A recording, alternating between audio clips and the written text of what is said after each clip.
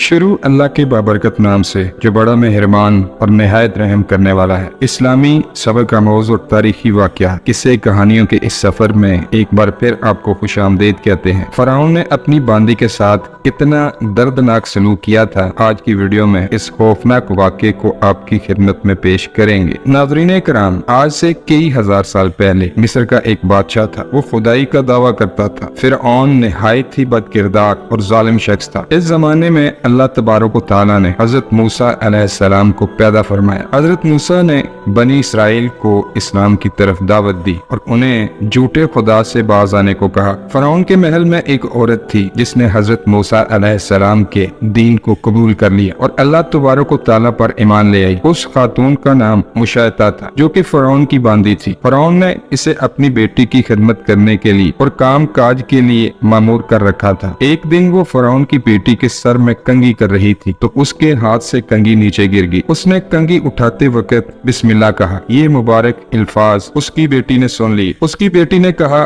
तूने आज अजीब सा कलमा पढ़ा है। रब तो मेरा बाप फिरौन है, फिर तुमने ये किस खुदा का नाम लिया है? इस खातून ने जवाब दिया, फिरौन मेरा रब नहीं बल्कि रब तो वो है जिसने तुझे, मुझे और फिरौन को पैदा किया है। वो हम सबको रोजी देता है। शहजादी ने कहा, अच्छा तुम मेरे बाप के सिवा किसी और को अपना रब मानती हो? इसने कहा, हाँ, मेरा, तेरा और तेरे बाप का और सबका रब अल्लाह तबारक व तआला ही है। फिरौन की बेटी ने आकर फिरौन को ये सारी बात बता दी और फिरौन ये बात सुनकर बहुत ही गजबनाक हुआ। फिरौन ने हुक्म दिया कि उस बांदी को मेरे पास लाया जाए। लिहाजा सिपाहियों ने हुक्म की तामील की। जब वो अल्लाह वाली फिरौन के सामने आई तो फिरौन ने पूछा, क्या तुम मेरे सिवा किसी और को अपना रब मानती हो? खादमा ने साफ कह दिया कि मैं तुम्हें अपना खुदा नहीं मानती और कहा कि मेरा और तेरा रब और हम सब का रब एक ही है जो बुलंदियों और बुजुर्गी वाला है, जो हम सबको रोजी देता है और हम सबको पैदा करने वाला है। वो वाहिद एक है जो इबादत के लायक है और हर चीज पर कुदरत रखता है। जवाब सुनकर फिरौन हैरत ज़दा रह गया। फिरौन को इतने जुर्रत भरे जवाब की उम्मीद नहीं थी। फिरौन ने सोचा कि इस खातून को इस तरह की सजा देनी चाहिए कि इस तरह की जुर्रत कोई और कभी न कर पाए। फिरौन को पता था कि औरत अपने बच्चों से बेइंतहा मोहब्बत करती है। लिहाजा फिरौन ने इसके बच्चों को महल में लाने का हुक्म दिया। इस खातून के बच्चों को महल में लाया गया। इसके बाद फिरौन ने हुक्म दिया कि एक बड़ी देग में तेल गर्म किया जाए। जब उस देग में तेल खोलने लगा तो फिरौन ने हुक्म दिया कि इस खातून के बच्चों को एक एक करके इस देग में डाल दिया जाए। फिरौन का ये दर्दनाक हुक्म सुनते ही इस खातून की चीखें निकल गई। इसकी आंखों में अंधेरा छा गया, लेकिन इस खातून ने सब्र और हौसले से काम लिया। सिपाही ने इस खातून के एक बच्चे को पकड़ा, घसीटते हुए इसे जलती हुई आग के ऊपर रखे तेल के बीच डालने के लिए ले जाने लगा। वो बच्चा चीख रहा था, रो रहा था, माँ मुझे बचा लो, माँ मुझे मार डालेंगे। कभी वो माँ की तरफ हाथ करता और कभी चीखता चीखता इंसानों की तरफ हाथ करता कि कोई मुझे बचा ले। पल भर में ही इस बच्चे को इस जलते उबलते हुए तेल में डाल दिया गया। उस माँ के जिगर गोशे की हड्डियां तेल के ऊपर तैरने लगी। फिरौन ने इस औरत की तरफ देखा और कहा, अब तुम उस खुदा को छोड़ दो और मुझे रब मान लो। खातून ने बहुत ही हिम्मत और हौसले से जवाब दिया, मैं तुम्हें खुदा नहीं मानूंगी। फिरौन ये जज्बा देखकर हैरतमंद हो गया। थोड़ी देर में ही इस खातून के दूसरे बच्चे को भी इस गर्म तेल में डालकर हलाक कर दिया गया। अब सिपाही इसके सबसे छोटे बच्चे की तरफ बढ़े जो उसकी गोद में था। वो शीरख्वार और मासूम था। जब सिपाहियों ने इस बच्चे को माँ से छीना तो बच्चा चीखने लगा। माँ का कलेजा मुंह को आ गया। माँ जमीन पर गिर गई और ज़ारो कतार रोने लगी। वो अजमत वाला खुदा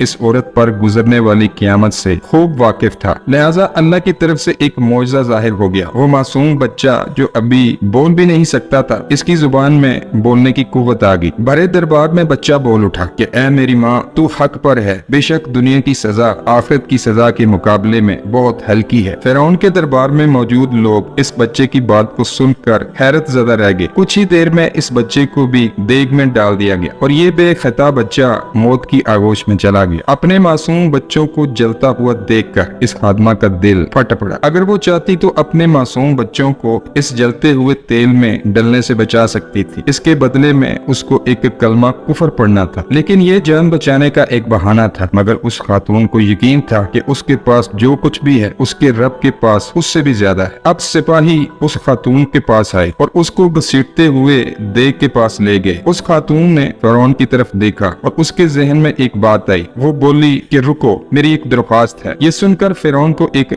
उम्मीद पैदा होगी। फिरौन ने कहा, हाँ कहो, तुम्हारी आखिरी ख्वाहिश क्या है? खातून ने कहा, तुम मेरे और मेरे बच्चों की हड्डियां एक साथ जमा करके दफन कर देना। फिर उस खातून ने अपनी आंखें बंद कर लीं और फिर उस खातून को भी जलते हुए तेल में डाल दिया गया। इस वाक़े के 2000 साल बाद इस दुनिया में हमारे नबी सरकारे दो आलम तशरीफ लाए। प्यारे नबी को एक रात मिराज के सफर पर ले जाया गया। मिराज की रात जब प्यारे नबी सरकारे दो आलम बुराक पर सवार होकर बैतुल मक़दिस पहुंचे तो आपको मिस्र की तरफ से खुशबू आने लगी। हजूर नबी पाक सरकारे दो आलम ने हजरत जिब्राइल अलैहिस्सलाम से पूछा, ए जिब्राइल, यहाँ से कितनी अच्छी खुशबू आ रही है, ये कैसी खुशबू है? हजरत जिब्राइल अलैहिस्सलाम ने फरमाया, या रसूल अल्लाह, मिस्र में एक खातून थी जिसने ईमान के लिए अपने और अपने बच्चों की जानें कुर्बान कर दी थी। उस माँ और उस माँ के बच्चों की हड्डियों को यहाँ दफन किया गया है। जिस दिन दफन किया गया था उस दिन से लेकर क़यामत वाले दिन तक यहाँ से खुशबू आती रहेगी। बेशक हम खुशकिस्मत हैं कि हमें बहुत आसानी से दीन और इस्लाम मिल गया, जिस दीन को पाने के लिए लोगों ने अपनी जान और अपने बच्चों की जानों के नजराने पेश कर दिए। और जो लोग अल्लाह के प्यारों पर जुल्म करते हैं, अल्लाह तबारक व तआला इनका बदला खूब लेता है। वो फिरौन जिसने उस खातून और उसके बच्चों को जलते हुए तेल में जलाया था, वो मरने के बाद भी सजा भुगत रहा है। अल्लाह तबारक व तआला ने इसकी लाश को आज भी अजाब में मुब्तला कर रखा है। उसकी लाश आज भी दुनिया में मौजूद है ताकि जिसके अजाब को देखकर लोग तौबा करें और इबरतनाक अजाब से डरें। बेशक अल्लाह तबारक व तआला अपने प्यारों पे किए हुए जुल्म का बदला बखूबी खुद लेता है।